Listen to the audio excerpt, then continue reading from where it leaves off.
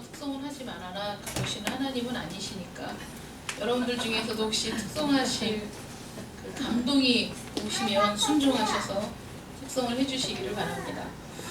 자, 오늘은 새 계명을 주노니라는 제목으로 우리 함께 말씀을 생각해 보도록 하겠습니다.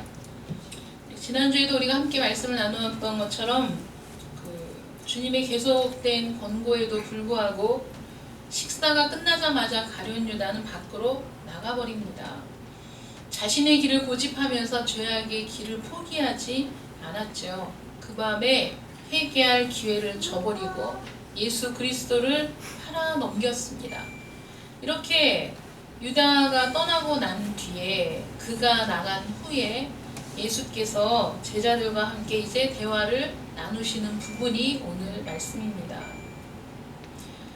우리 주님의 죽음과 고난의 큰 신비에 대해서 주님께서 간헐적으로 말씀을 하셨지만은 제자들이 그 의미를 분명하게 알지 못했습니다.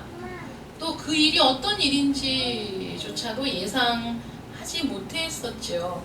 이렇게 주님의 고난에 대한 예고를 몇 번 들으면서도 전혀 그 의미에 대해서 깨닫지 못하는 제자들에게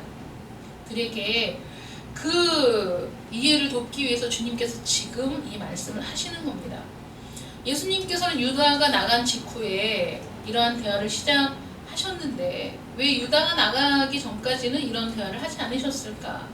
왜냐하면 유다가 거짓 형제였기 때문입니다. 유다가 나갔을 때 예수님이 뭐라고 말씀하십니까? 지금 인자가 영광을 받았고 이렇게 말씀하시거든요. 유다가 나간 직후에 하신 이 말씀의 의미는 무엇일까요?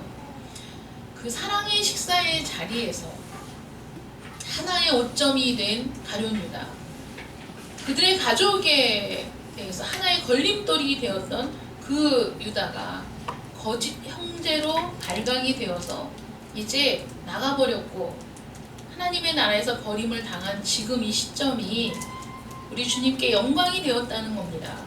우리 그리스도인의 공동체가 정결하게 될 때, 내가 내 안에 있는 부패를 버리게 될 때, 내 속에 있는 죄가 발각되었을 때 그 죄를 하나님 앞에 고백하고 하나님의 용서를 받게 될 때 우리는 정결함을 받게 되고, 우리의 정결함은, 교회의 정결함은 우리 주님께 영광이 된다는 것입니다. 또 우리 주님께서는 이제 곧 받으실 고난을 통해서도 영광을 받으실 것이라는 얘기입니다. 이제 곧 우리 주님께서는 친구들의 비겁한 행동, 또 원수들의 오만하고 무례한 행위를 통해서 이루 말할 수 없는 모욕과 수치를 당하게 될 것이고 극도로 경멸을 당하게 될 것입니다. 그러나 바로 그 일이 우리 주님께는 영광, 그 일을 통해서 영광을 받게 되실 것이라는 거죠. 우리 주님의 죽으심으로 말미암아 그의 백성들은 하나님과 화목하게 되고 또 영원한 의와 영원한 복을 받게 될 것입니다.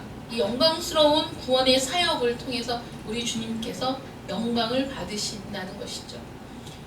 또 우리 주님께서 십자가 아래에서 행하신 그 모든 일들, 자기 부인, 인내, 하나님의 영광을 위한 열심, 사람들의 영혼에 대한 그 사랑, 그 모든 것들을 보여주심으로 인해서 이제 우리 주님의 그 십자가의 놀라운 은혜와 사랑은 이후의 모든 그리스도인들에 의해서 영원한 존귀와 경배를 돌리게 되는 아주 놀라운 사건이 된다는 것입니다. 또 우리 주님의 고난은 하나님께서 영광을 받으실 만한 것이 된다는 거예요. 왜냐하면 우리 주님께서 십자가에 달려 죽으심은 하나님의 공의를 완전하게 만족시키는 것이기 때문에 우리 하나님께서 영광을 받으십니다. 또 율법의 목적이 아주 풍성하게 성취가 됩니다. 우리 주님을 통해서 하나님의 통치의 영광이 나타나게 됩니다. 이 모든 일들을 통해서 하나님도 영광을 받으시게 된다는 거예요. 근데 이게 끝이 아니죠. 하나님이 자기로 말미암아 그에게 또 영광을 주신다. 영광을 받으시고 우리 주님을 또 영화롭게 하신다는 거예요. 어떻게 영화롭게 하십니까? 하나님께서는 죽기까지 순종하신 그 예수님을 자기 우편에 앉히시고 모든 이름 위에 뛰어난 이름을 주시겠다 이렇게 말씀하셨거든요.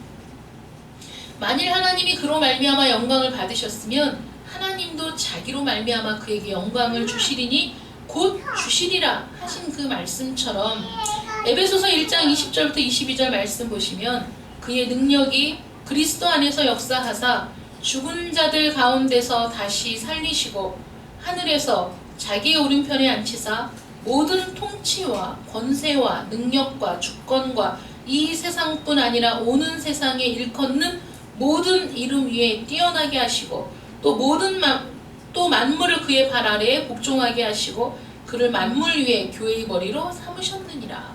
이렇게 성경은 말하고 있습니다. 모든 이름 위에 뛰어난 이름, 모든 권세, 능력, 주권, 이 세상뿐만 아니라 오는 세상에 그 모든 이름 중에 가장 뛰어난 이름 예수 그리스도로 삼으신다는 것이죠. 이렇게 말씀을 하실 때에도 제자들이 여전히 우리 주님의 말씀의 의미를 깨닫지 못할 때 주님께서 제자들을 이렇게 부르십니다. 작은 자들아. 이것은 제자들이 작다, 보잘것없다, 볼품없다 이런 의미라기보다는 이제 곧 그들을 떠나실 우리 주님께서 그들에게 축복을 남기기 위해 그들이 좀 더 이 말씀을 깨닫도록 하기 위해서 애정을 가지고 연민을 가지고 부르시는 그 소리죠. 작은 자들아. 내가 아직 잠시 너희와 함께 있다는 그 말씀을 통해서 그들과 함께 지낼 시간이 이제 얼마 남지 않았음을 제자들에게 말하고 있는 겁니다. 내가 너희와 함께 있을 날이 얼마 남지 않았으니 내 말을 귀담아 들어라. 내 말을 붙잡아라. 이것을 잊지 말아라. 기억해라. 이렇게 말씀하시는 거예요. 왜냐하면 제자들은 지금까지 주님과 함께 했고 눈을 뜨면 주님이 보였고 어딜 가든지 주님과 함께 했지만 이제는 눈에 보여지는 주님은 안 계실 거예요. 우리 주님을 다시는 볼 수 없을 겁니다. 우리 주님이 이제 영원히 저 하나님의 나라로 올라가신 이후에는 제자들은 그곳에 접근할 수 없어요. 이 세상을 사는 동안에는 주님이 이 세상을 떠났을 때 그들은 주님이 안 보이기 때문에 주님을 만날 수 없기 때문에 주님이 없다는 결핍감으로 주님을 찾게 될 것입니다. 다시 함께 주님과 있기를 원할 것입니다. 주님과 함께 있었기 때문에 누렸던 만족감, 주님을 볼 수 있었기 때문에 누렸던 만족이 다시는 주어지지 않게 될 것입니다. 그 상실, 그 결핍을 이제 너희가 그 상실감, 그 결핍감을 뛰어넘어서 살아가는 방법에 대해서 주님이 말씀하고 있는 것이죠. 그들은 그리스도를 따라서 저 세상으로 갈 수 없습니다. 아니 저 세상으로 가는 건 둘째치고 이 세상에서도 주님을 제대로 따르지 못했습니다. 주님께서 십자가를 지실 때 그리스도를 따라갈 수 없었고 주님께서 붙잡히실 때에도 따라갈 수 없었습니다. 모두가 그를 버리고 도망쳐버렸습니다. 그들에겐 용기도 결단력도 없었습니다. 더군다나 그들에게는 이제 더 산 넘어 산인 상황이 되었습니다. 왜냐하면 유대인들이 예수님을 너무 적대하고 미워했기 때문에 그리스도를 따르는 제자들에 대해서도 유대인들이 그 적대감이 최고조에 달해 있었다는 것이죠.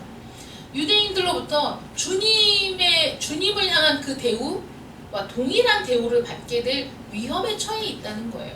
우리 예수님을 죽이고자 한다면 제자들도 죽이고자 할 것입니다.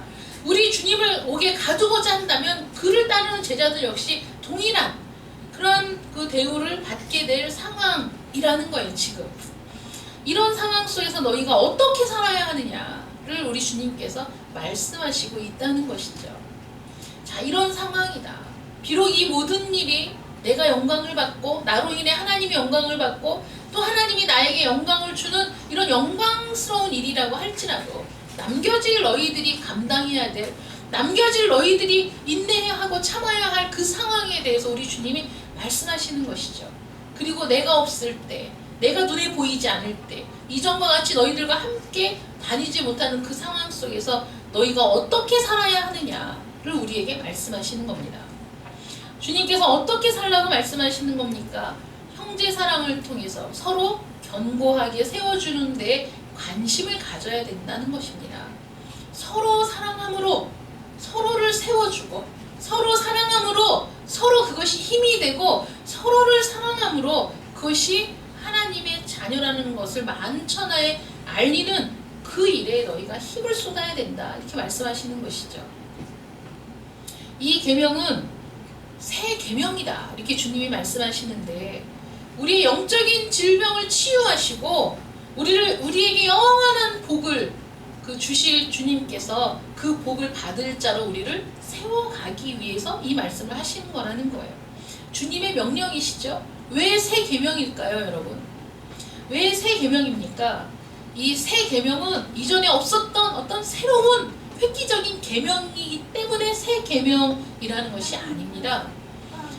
새롭게 갱신된 계명이라는 거예요. 왜냐하면 요한일서 2장 7절 8절 말씀 보시면, 사랑하는 자들아 내가 새 계명을 너희에게 쓰는 것이 아니라 너희가 처음부터 가진 옛 계명이니 이 옛 계명은 너희가 들은 바 말씀이거니와 다시 내가 너희에게 새 계명을 쓰노니.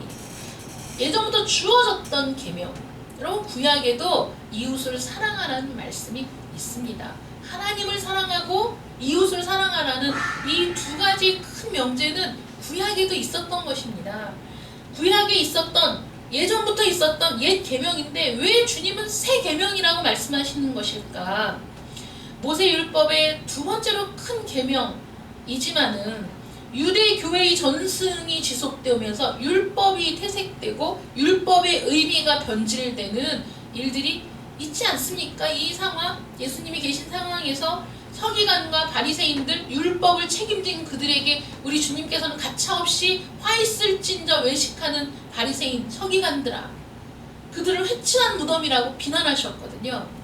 그들이 갖고 있는 율법 그 자체가 문제가 있는 것이 아니라 율법을 쥐고 있는 그들이 그 율법을 통해서 자신의 탐욕을 이루고자 할 때 율법은 변질될 수밖에 없고, 그 율법은 하나님의 정의를 실현하는, 하나님의 사랑을 드러내는, 하나님의 공의를 드러내는 고귀한 말씀이 아니라 자신들이 다른 사람을 지배하고 억압하는 데 사용되는 말씀이 되었을 때 주님께서 그것을 비판하신 것이죠.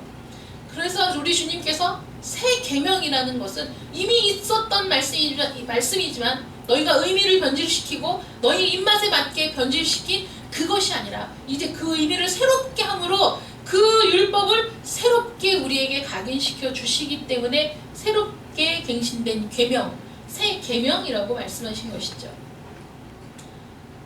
이 계명은 이전에는 내 이웃을 사랑할지니라고 되어 있었지만 이제 우리 주님께서는 내 이웃을 사랑하라는 그 의미를 새롭게 바꾸셨는데 어떻게 하냐면 너희가 서로 사랑하라 이렇게 말씀하시는 거예요. 너희가 서로 사랑하라. 서로에게 책임이 있는 상호 의무적인 표현입니다. 이것은 내 몸을 사랑하듯 내 이웃을 사랑하라 라는 이 계명보다도 사실 우리가 더 받아들이기 쉬운 계명이에요. 왜냐하면 서로 사랑하라잖아. 나만 무조건 사랑하는 게 아니라 서로 사랑하라는 거예요. 형제간에 우리 그리스도의 형제 자매들이 서로 사랑하는 것이 상호 의무이고 상호 권리가 된다는 거예요. 의무와 권리가 된다는 거예요. 또 왜 새 계명이다 이렇게 말씀하시냐면 그 계명의 근거, 그 사랑의 잣대와 근거가 되는 것이 온전히 새로운 것입니다. 그 사랑의 근거와 잣대가 누구라고 말씀하십니까? 당신 자신, 예수님이라고 지금 말씀하고 있는 것이거든요. 내가 너희를 사랑한 것 같이 너희가 서로 사랑하라는 거예요. 우리 주님은 예전부터 감추어져 왔던 비밀입니다. 구약시대에 비밀이라고 표현된 것들이 다 우리 주 예수 그리스도를 표현하는 것이거든요. 주님이 이제 우리 눈에 보이게 이 세상에 오셨고 우리 주님이 그들과 말하고 있는 그 시점에서 그 비밀이었던 주님, 이제까지는 나타나지 않았던 감추어졌던 비밀이신 예수님께서 이제 내가 그 근거야 라고 새로운 근거를 제시하고 있다는 거예요. 그리스도께서는 제자들 가운데 출입하시면서 제자들과 함께 하시면서 너희들이 경험했던 그 사랑을 기억하라는 것이죠. 우리 주님께서 제자들을 어떻게 사랑하셨습니까? 우리 주님께서는 그들에게 인자하게 말씀하셨어요. 화를 내거나 격분하거나 또는 호통을 치거나 이러신 분이 아니십니다. 인자하게 말씀하셨습니다. 그들에게 진정으로 관심을 보이셨죠.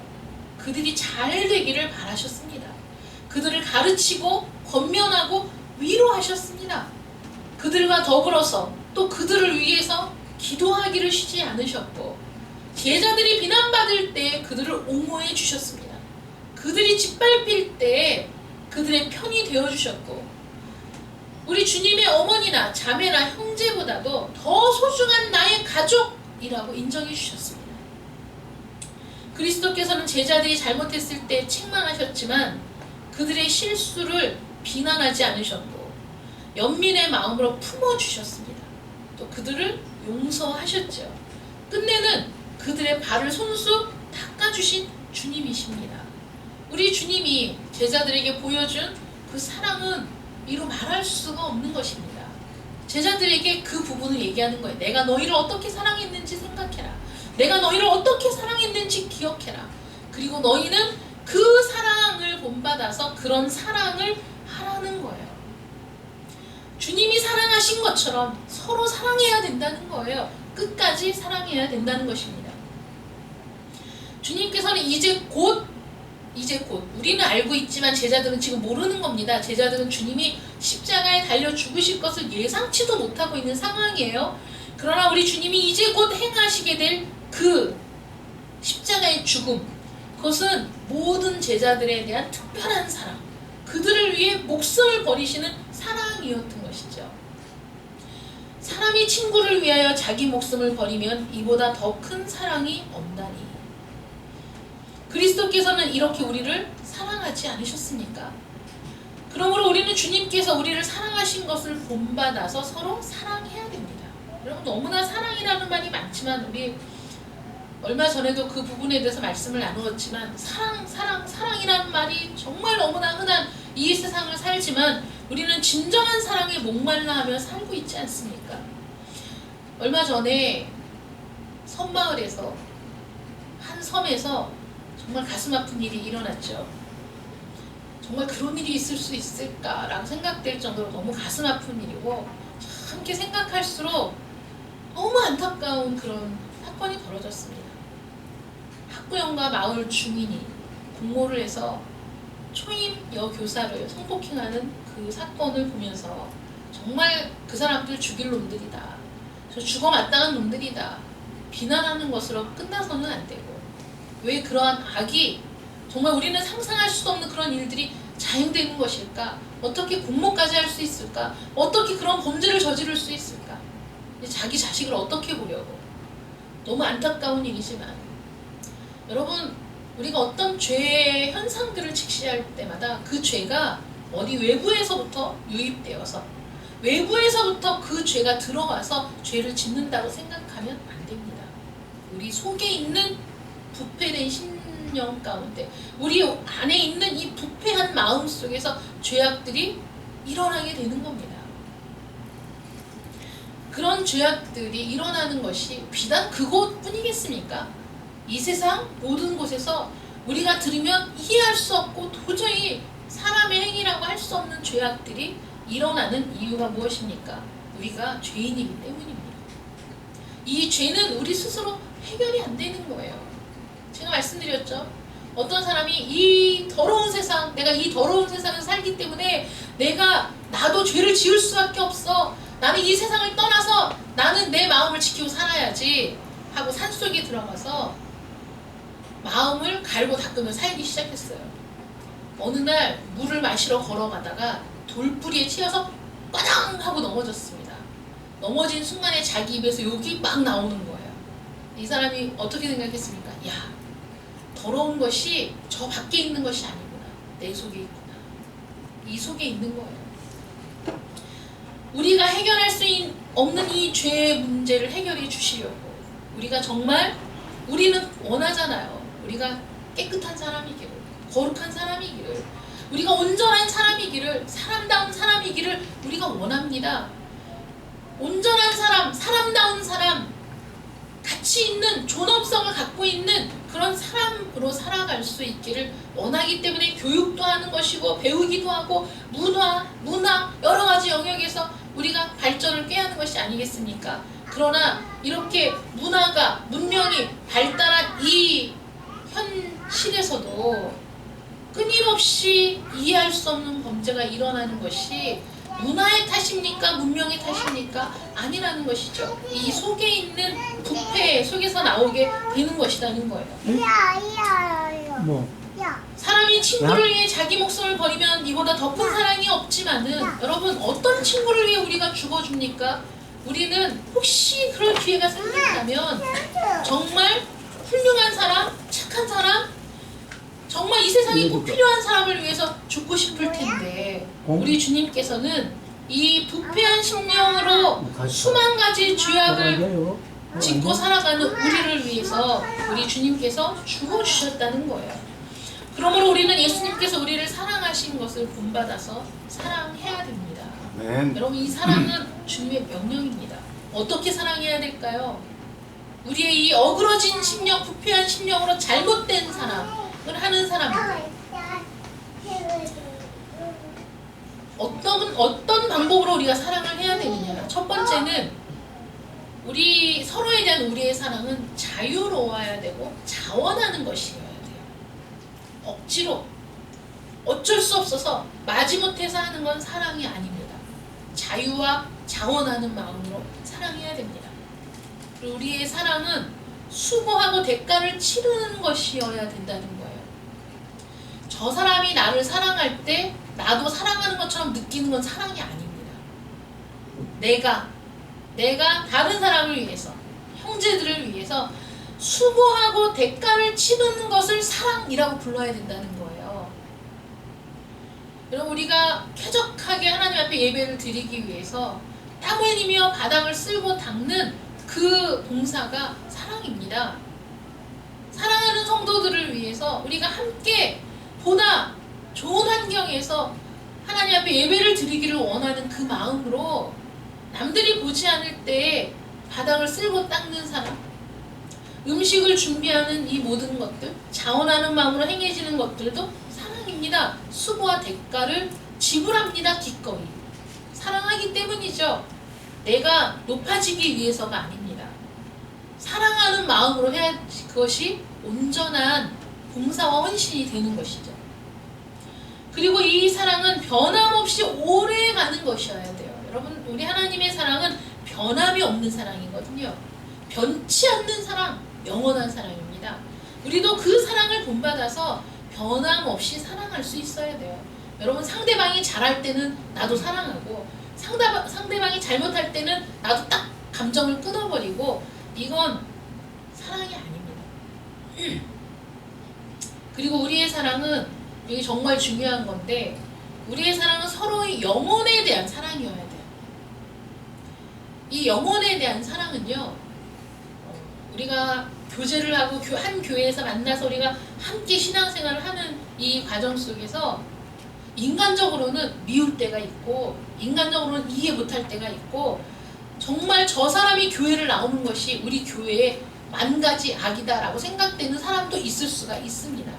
그러나 그 영혼을 바라볼 때, 그 영혼을 불쌍히 여길 때, 그 영혼의 구원을 우리가 사모하게 될 때 그 모든 허물에도 불구하고 우리가 한결같은 마음으로 우리의 사랑을 표현할 수 있게 된다는 거예요. 우리의 하나님께서 우리에게 원하시는 것이 그거 아니겠어요? 하나님이 우리를 외모로 사랑하시는 거 아니잖아요. 우리 학벌을 보고 사랑하시는 거 아니잖아요. 여러분들의 인격이 출중해서 여러분들을 사랑하시는 것도 아닙니다. 우리가 죄인 되었을 때 우리를 사랑하신 분이시거든요.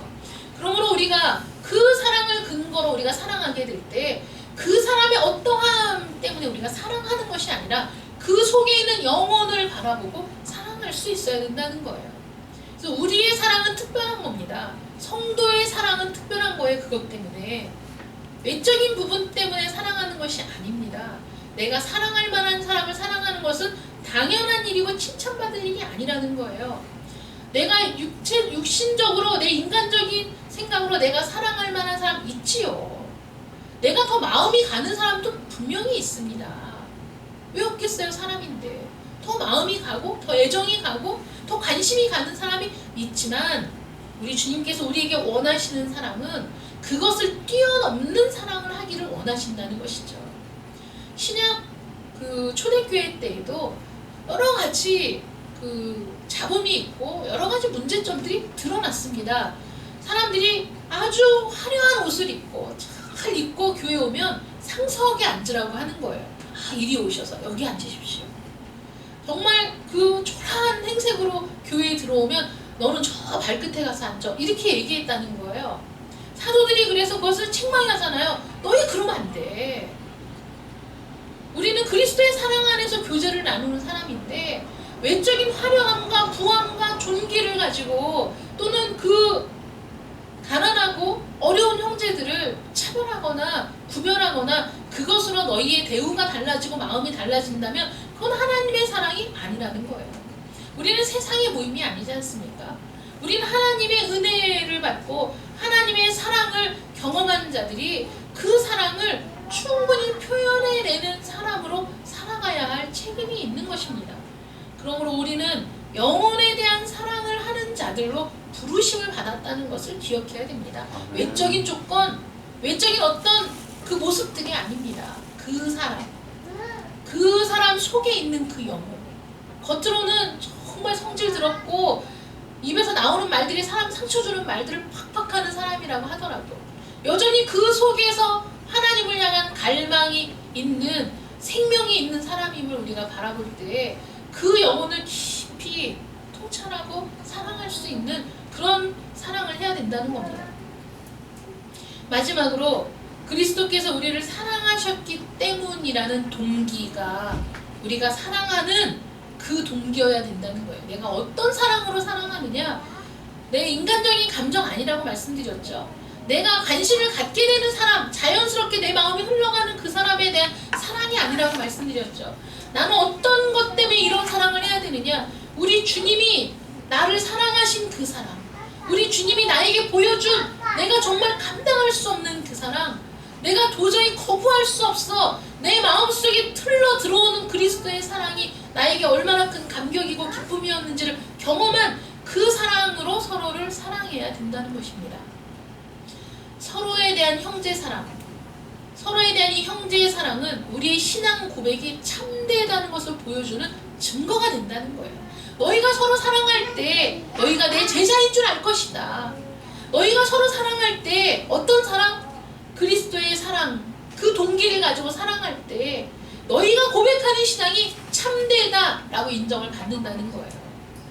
여러분들이 주님을 사랑한다고 고백하는 것이 언제 참되다고 인정을 받는다고요? 형제를 사랑할 때, 거짓없이 사랑할 때, 그리스도의 사랑을 가지고 사랑할 때, 아, 너의 고백이 정말 참되다는 걸 내가 알았다 라고 인정을 받는다는 거예요. 너희가 서로 사랑하면 이로써 모든 사람입니다. 여러분, 세상에 있는 사람들도 너희가 내 제자인 줄 알게 될 것이다 이거예요.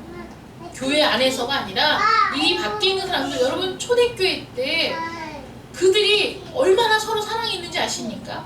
자신의 재산을 팔아서라도 형제에 쓸 것을 공급하고자 하는 마음이 불일 듯 일어나면서 그 사랑을 행했던 것이 초대교회 아닙니까?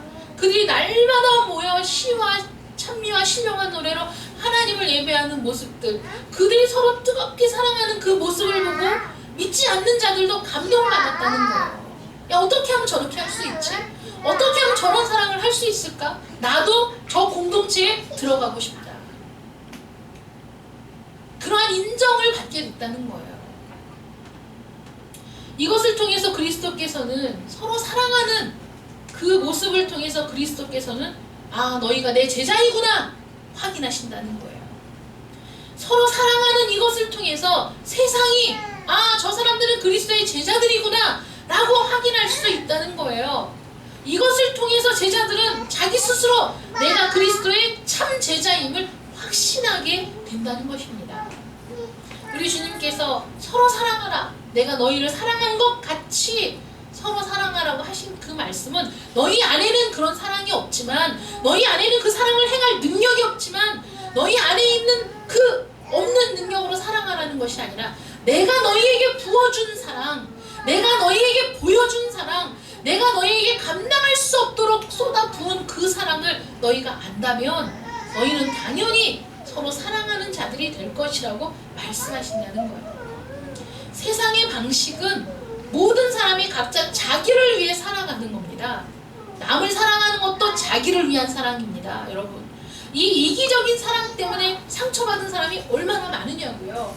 나를 사랑한다고 했는데 결국 나를 사랑하는 것이 아니로구나 라고 느낄 때 우리 마음이 참담하게 부서지죠. 그가 사랑한 그 사랑은 무슨 사랑입니까? 자기를 위한 이기적인 사랑이었던 것이죠. 자기가 충족되지 않으면 분노하는 사랑이었던 것이죠. 그런 사랑 가운데 상처받은 사람들이 얼마나 많으냐 이거예요. 때로는 부모를 통해서도, 때로는 자식을 통해서도, 때로는 남편을 통해서도, 사랑하는 연인을 통해서도 우리는 끊임없이 회복이 불가능할 정도로 상처를 받습니다. 그러한 상처가 어디에서 회복이 되는 것입니까? 우리 하나님의, 우리 주님의 감당할 수 없는 그 사랑, 도저히 경험해 보지 못했던 그 사랑, 내가 받아보지 못했던 그 사랑을 내가 받게 될 때 이 속에서 사랑을 통해, 사람을 통해 받았던 상처들이 회복되기 시작한다는 거예요. 그 사랑을 경험하고 상처가 회복이 되셨다면, 그 사랑을 경험하고 내 안에 치유가 시작이 되었다면 이제 나는 용기를 내어 그 사랑을 가지고 다른 형제를 사랑하는 일에 나가야 되지 않겠습니까? 그 사람의 어떠함 때문에 이제는 상처를 받지 말고, 그 사람의 어떠함 때문에 내가 다시 참담한 부서짐에 처하지 말고, 이미 세상에서 내가 그런 것들을 경험했으니 이제는 나를 세우시고 나를 사랑하시고 먼저 사랑하셨고, 정말 진심으로 나에게 관심을 보여주신 분, 진심으로 내가 잘 되기를 원하시는 분, 내가 아무리 잘못해도 나를 비난하지 않으시는 분, 내가 잘못했을 때 책망하시지만 죽음에 이르게 하지 않으시는 그 놀라우신 사랑을 경험했을 때 이제는 그 사랑이 나의 동기가 되고, 그 사랑이 나의 능력이 되고, 그 사랑이 나의 힘이 되어서 그 사랑을 가지고 형제를 사랑하기에 이르르는 여러분들 되시기를 축원합니다. 이적을 행함으로써 사랑하는 게 아닙니다. 여러분, 놀라운 일들을 행함으로 사랑을 표현하는 것이 아니란 말입니다. 그리스도에 대한 감사, 자기 부인의 원칙, 자기를 부인하고 나를 따르지 않는 자, 그 사람은 제자가 될 수 없다고 말씀하셨거든요. 나를 부인하는 게 뭡니까? 여전히 속에서 치유받지 못한 상처가 다른 사람을 상처 입게 만드는 그것이 아닙니다. 나를 부인하는 거예요.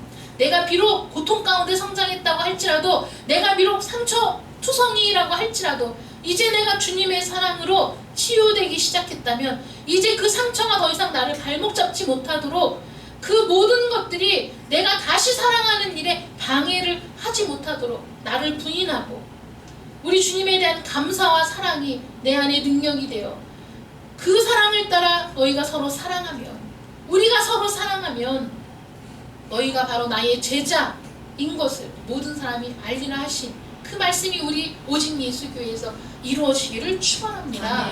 모든 사람들이 이곳에 왔을 때 정말 상처가 치유되고 모든 아픔이 치유되고 온전한 회복이 이루어질 수 있도록 뜨겁게 서로 사랑하는 우리 모두가 되기를 축원합니다. 기도하겠습니다. 사랑의 아버지 하나님, 감사합니다.